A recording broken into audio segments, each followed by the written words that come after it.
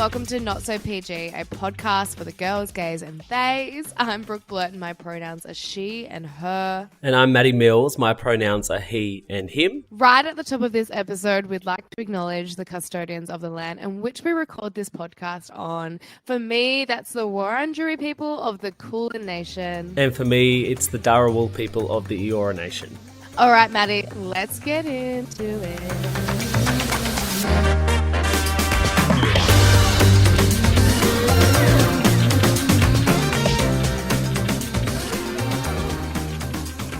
Okay, so the word is on the block is that I'm sitting across the room, or maybe in other states, to the sexiest man in TV. Oh, please. Oh my God, that happened this week. I was on the Today Show and I was being introduced by Carl Stefanovic and Ali Langdon. And all of a sudden, I'm looking, at the two hosts. I'm their guest to do this giveaway segment. We're, giving away 5 holidays in 5 days. And instead of saying getaway presenter Maddie Mills, Carl Stefanovic introduces me as the hottest man in TV, Maddie Mills. And then I just became so awkward. And I was like, oh my gosh, so it threw me. And so all I was thinking from that point on was like how awkward I must have looked when he said that. But anyway, look, we got past that point. And then at the end of the segment, he kept on, he was just staring at me and he goes to me, "You are just so hot." And I'm like, we're still on live TV, Carl.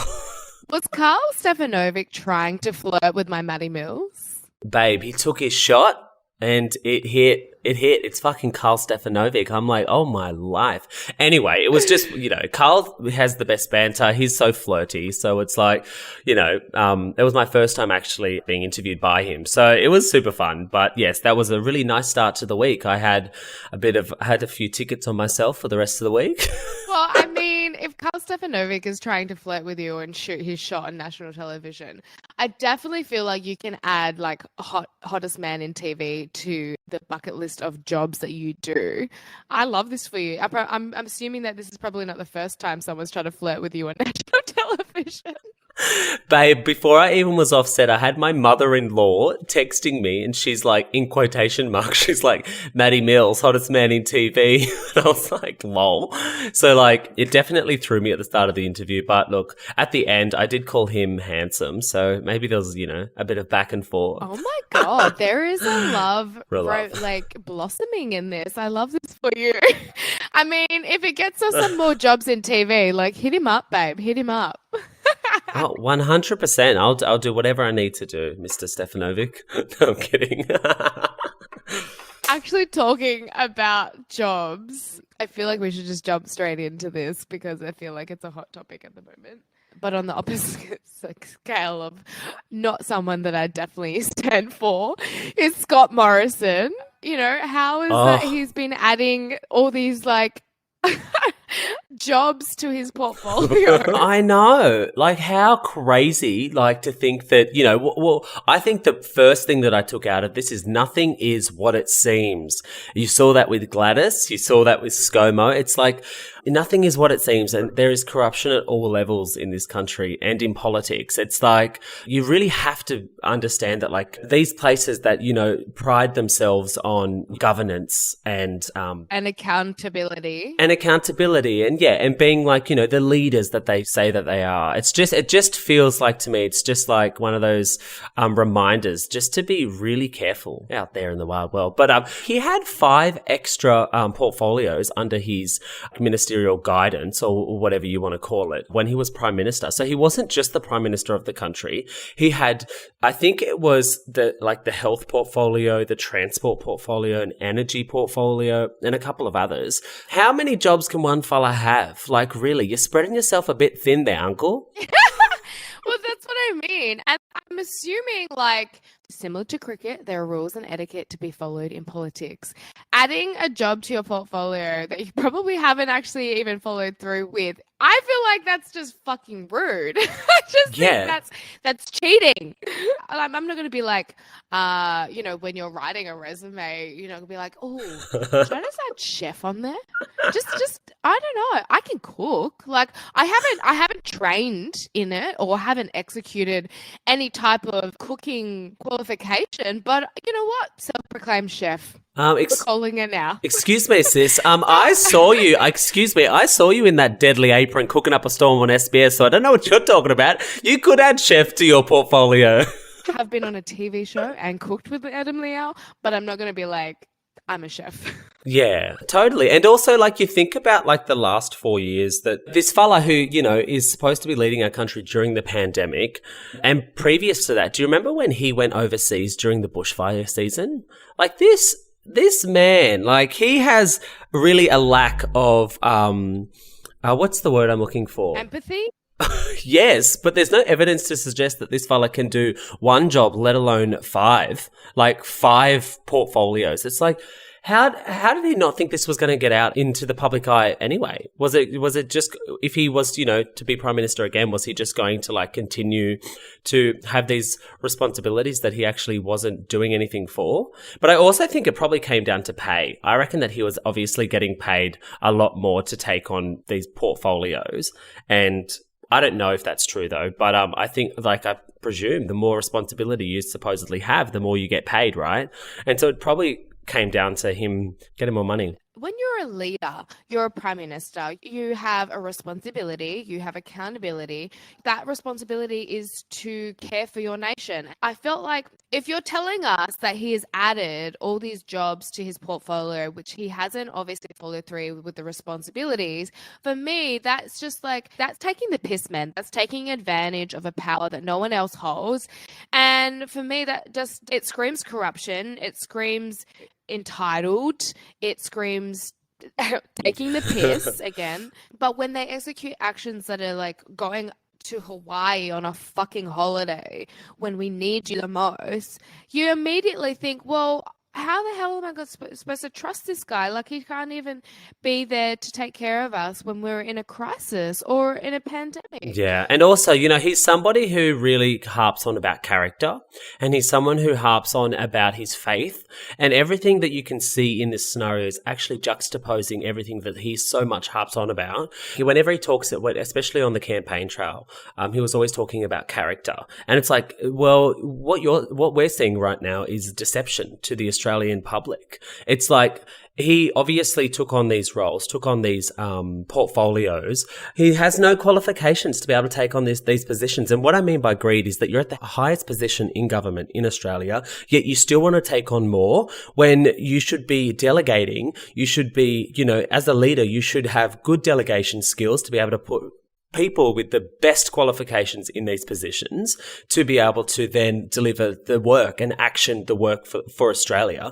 Yet you're claiming to have all these expertise and be able to be across all of these portfolios. It seems like it's an impossible task. You've set yourself up to fail, and still there is a lack of accountability. There's excuses that have been, you know, thrown out as to why. And I just think that, like, he's just shown his true colours, and he's juxtaposing everything that he so much stands for when it comes to being a good Christian man. I mean, yeah. I guess he can partly add probably Australia's most hated man to his.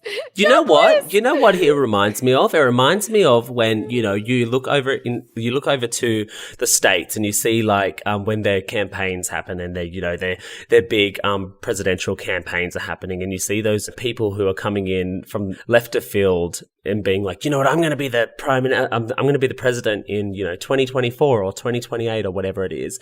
And you see people like Kanye West, who is so underqualified, yet think that they're good enough to be able to, like, run a country.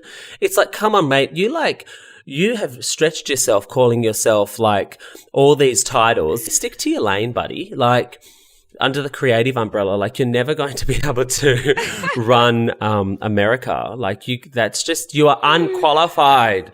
Talking about fucked, actually, like, what about what Yeezy has been saying about his new collection? Oh my gosh. Like, it's so weird. I think it's actually like a trend that's not a trend. It's like a viral video that's going around on TikTok of him yelling at employees about the positioning and the creative design when it comes to the store layout, the new Yeezy stock. It's interesting that he thinks this is a revelation, but Unc, I saw these garbage bags on Balenciaga's runway like a few months back. Come on, this isn't like revolutionary. This isn't you being like creative genius. This has happened and it's ridiculous. He's one of those people that doesn't have a filter either. So like whatever he thinks, he just, it's like verbal diarrhea, and you see that on his social media. He has no self control. If you can't even control your own emotions without putting out nasty tweets about your, ex-wife's new boyfriend, like, come on, mate, there's no way you're going to be able to run the country. But from what I've seen and read is that he basically had these massive bins, and that everyone was to kind of find and dig through these bins to find their size, or like he didn't, didn't want hangers, and he was mad that they were on hangers, which I think is a little bit unusual in itself. Like, this is 2022. He was like, you have to just dig through everything, which I think is really unusual. Like, the thought of that just kind of feels like, for me, I'm not getting bang for my buck because I'm going to have to dig and sort through everything. Like, I don't want to have to work. I barely have time to shop. I shop online for everything. Imagine going in store and you have to dig through a bin, Maddie.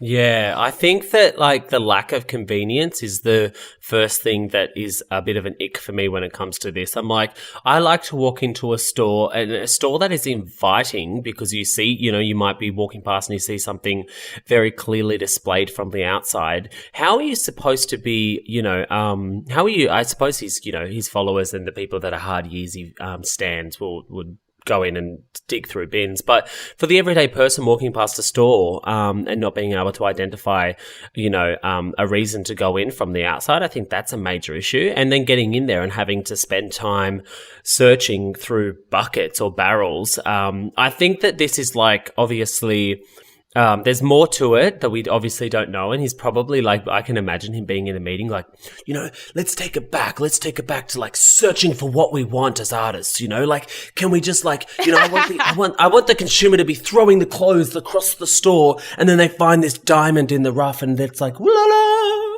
Like, I can imagine him like having this creative expression in these meetings and everyone being like, yes, master. Yes, master. But the practicality of it is fucking ridiculous. Like how is that even like practical for a consumer to be able to go in and sieve through a barrel? I think it's definitely not my vibe. I'm someone who likes things clearly displayed, good lighting to try them on. Yeah, the bare minimum, really.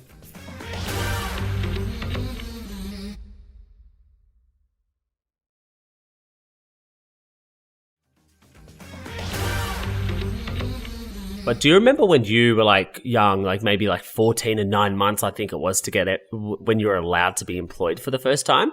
Did you have a moment where you went and like handed a resume into a shop or something, or like got your first job? Oh my God, absolutely. I am still to this day, I would say, a little hustler. I got my first job as soon as you could. So I was doing the paper runs. So I moved to Perth from Carnarvon. I had to move in with my stepmom, which was my dad's ex-partner, who is really amazing, really lovely. And I was so motivated to have a job. So prior to my first job, my mum worked on a plantation, and we used to pick for pocket money. And so we'd be out literally picking cucumbers, capsicums, tomatoes, chilies, in Carnarvon, which is known for its produce as well.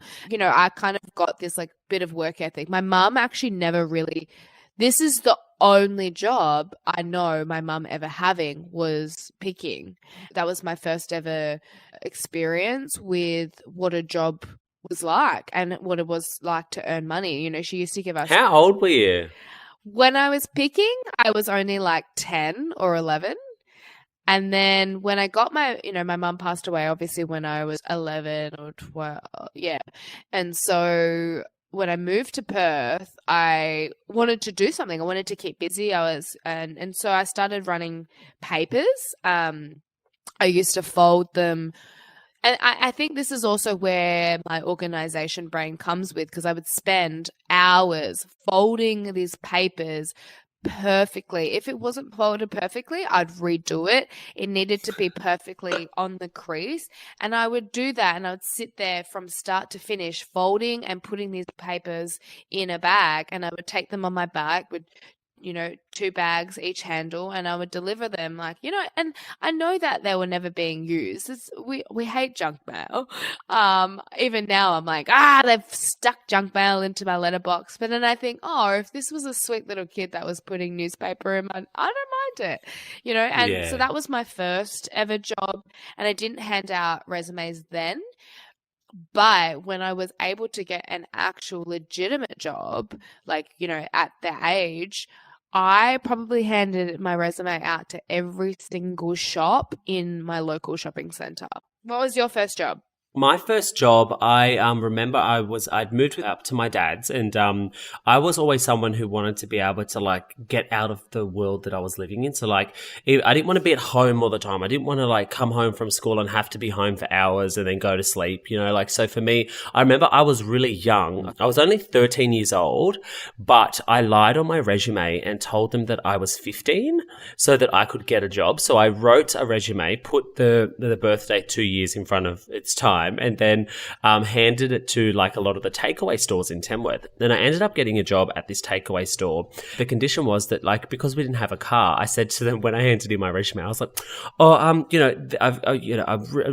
looking to, start work at a young age. I'm really determined, blah, blah, blah, blah, blah. I can do after school, but I will need a lift home because I don't have a car.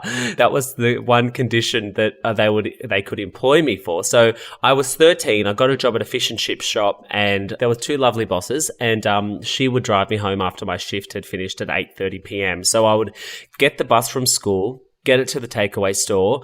Then I would work for 3 hours, and then she would drop me home. And sometimes I'd get free food, and I would work 3 times a week. So I'd do Monday, Wednesday, Friday, and I'd get $70 a week. And then that would help my dad with my brothers. And then on a Saturday morning, I would walk up to this old fella's house. Like it was like maybe like a 20-minute walk. And I was still like young. I was 13. And I used to wash his car for $15 and then walk home. Just little hustler, as you said, like just finding a way to be able to like support my dad in that moment. But then not too long after, I went off to boarding school. So I sort of left all that sort of drive for being, wanting to work every afternoon behind. But it was fun. Like I remember loving working and meeting people and just being outside of that world that I didn't want to be a part of. And when I turned 18, the owners of the fish and chip shop messaged me and were like, "You're only 18 now?" And I'm like, "Yeah, sorry, didn't tell you guys." But like they thought I was 20 when I was only 18. So it all came out. But I remember having so much pride in my uniform. I just took so much pride in having a job. I think because I hadn't seen my mum or anyone that my dad had a truck driving job, but I knew that I didn't want to be a truck driver, and like I never had known what a work ethic or people working a career was like. People used to say, a career, and it just seemed like so far-fetched.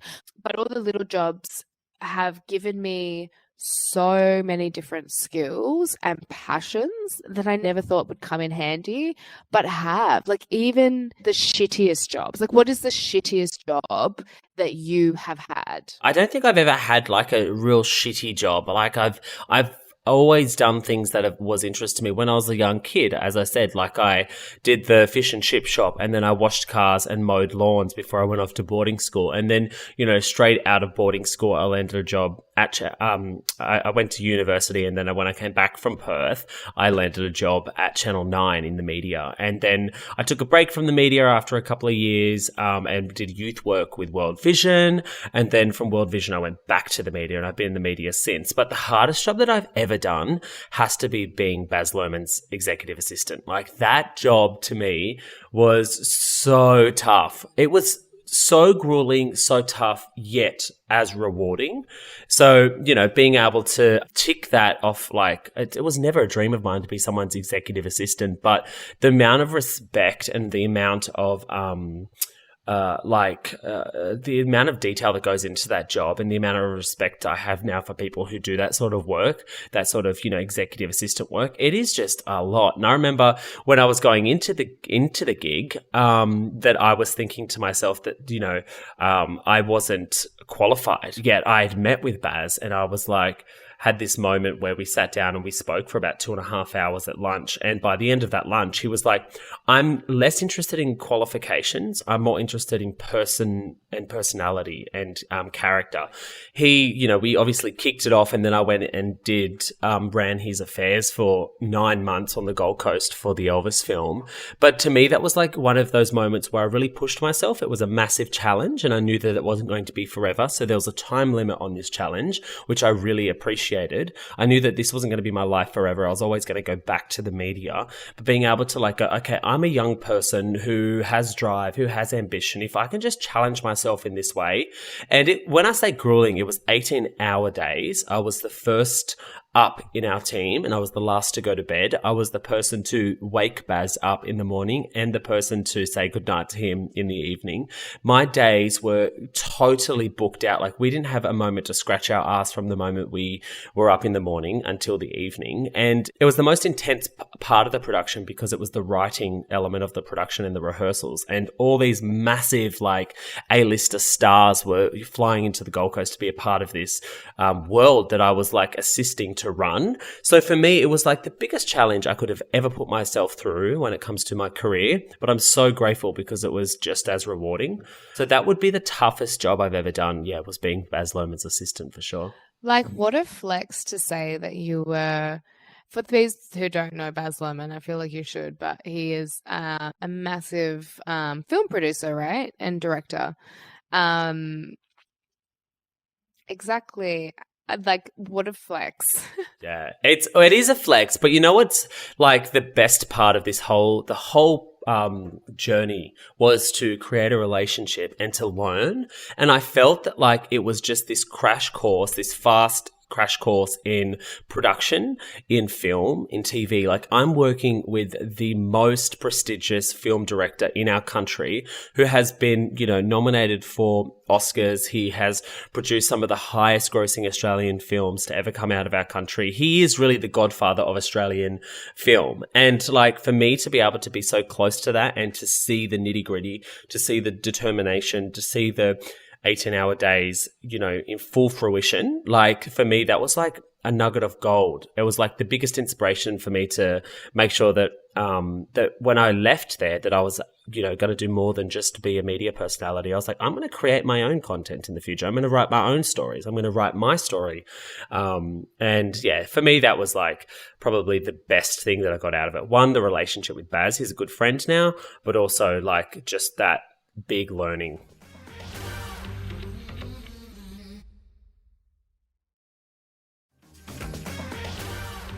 Do you want to know something funny?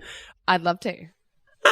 Well, when you say hanging out with these, prestigious actors, I remember I got to a point in the gig where I was turning down offers to go to dinner with Tom Hanks. So Baz would be oh, so we're going to dinner with Tom Hanks tonight and Austin Butler and Maggie Gyllenhaal and Olivia de Jong. And I'm all I wanted to do by the end of the day was sleep. So there were a couple of times where he was Tom and Tom's assistant has invited us out for dinner tonight. And it was just going to be Baz, Tom's assistant, and I, as a four. And I was I think I'm going to go home and go to sleep. I turned down an offer to go to dinner with Tom Hanks.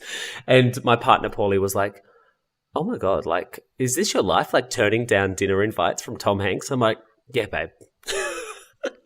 Wow. Yeah, guys, you heard it here first. Turning down bloody dinners with Tom Hanks. I mean, I can imagine an EA role wouldn't be easy. And I know that it probably wasn't the shittiest job, but I know that it probably would have been one of the hardest jobs that you had. Yeah. I wish I could just tell my younger self, actually, all these shitty jobs and hard jobs that you have to have, build character and you're better for it. I know that's, seems so optimistic to say and so, but I know that I've had to work some crappy jobs. Yeah. Literally crappy. Like I once worked for a trash company that did, the bins that come and pick up your trash? Yeah. Yeah. Just What? to make ends meet. So I know what I know what it's like to work trash jobs. Wow. So what was your job? Like, was your job to drive the truck, or was it like to pick up the actual bin? Well, no, it was luckily for me, obviously, I was like not a driver and obviously not a laborer in any way. Look at the size of me. And I was behind the desk and I would book all the trash jobs. So I Oh would yeah. put basically the route and make sure that, and kind of like cross off what had been done and what hadn't been done. So it was kind of like a rostering and scheduling thing. But at the same Wow. time, like I learned so much from that job. I learned what misogyny looked like Mm, and what that meant for me and my place in the world. Because I'd sort of got away. I feel like I was a bit naive sometimes because I was still learning. I used to take so much more shit than what I had even imagined. Like, even I just was so blasé to it happening. And I was like, oh, yeah. yeah, like I'll cop it, whatever. And then I started, like, really realizing what it looked like because then I had experience with it and I'd seen it and it had happened to me. And so I've gotten stronger over the time. And I even like have walked out of jobs because I know what I deserve. Good on And I you. wouldn't have that power, that strength to do that if I didn't work all those shitty jobs. You know what I mean? Have you ever quit a job? And like, because for me, I remember I've quit a couple of jobs, but have you ever had? Do you have a good quitting a job story? Like, have you ever like chucked the coffee at the wall and walked out the door? I mean, I wanted to it so many bloody times. Once I just ghosted a job. Oh, One, I quit like basically I got pulled aside and I had some concerns and so I was voicing my concerns and they weren't hearing me out. Then was like, all right, well, I've got a holiday in Thailand in a couple of weeks. Fuck yous. And just said, I'm done. I'm packing my stuff and I'm done. And I walked out. oh, she knows her worth. I love it. Love to see it. I won't obviously like slug the job through the mud. I kind of already did that in my book, but I felt like, I was very tokenistic in this role. I was just the face and I just was there to tick a box. And that is not what I'm put on this earth to do. I take up space where I belong.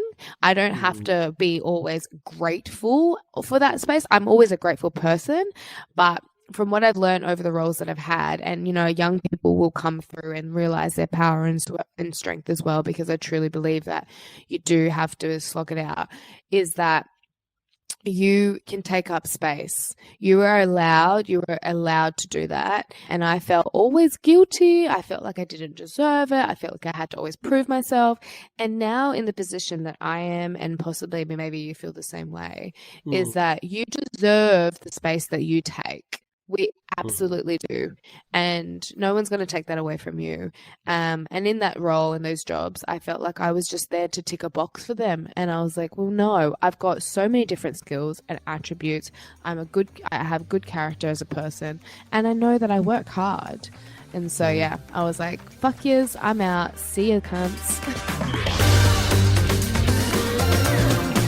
My not so PG moment is I was having conversations with my friends about sexual experiences, right? And over time and talking about it, I was realizing a pattern in some of my behavior over the couple of years, right?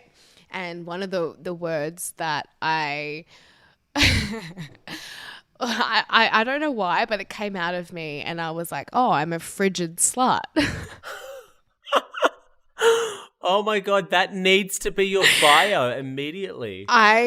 So my friend and I were like, wow, we're actually frigid sluts because we love sex and we love dating, but at the same time, we're like little pussies when it comes to the actual doing part sometimes. So we're like, we're frigid sluts. Well, I think that you're considerate about who gets to have access to your body, and that's amazing. But I love the term frigid slut. That's incredible. Well, my not so PG moment was being called the sexiest man in TV by Karl Stefanovic, which is the claim to fame that I will continue to have for the rest of my life. But other than that, like, I went to the sexiest show. It was the Spiegel tent. It was a cabaret show at the Sydney Fringe Festival, and it was incredible.